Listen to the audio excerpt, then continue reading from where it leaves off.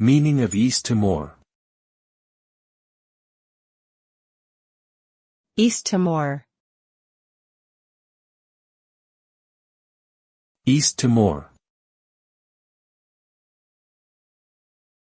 East Timor. East Timor.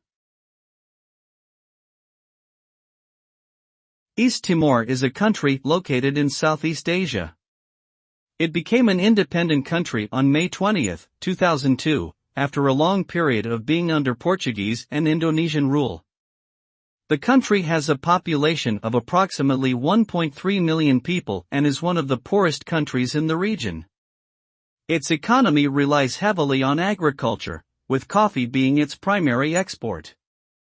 East Timor has a diverse range of cultures and languages, with Tetum and Portuguese being the official languages. The country faces ongoing challenges such as poverty, lack of infrastructure, and political instability.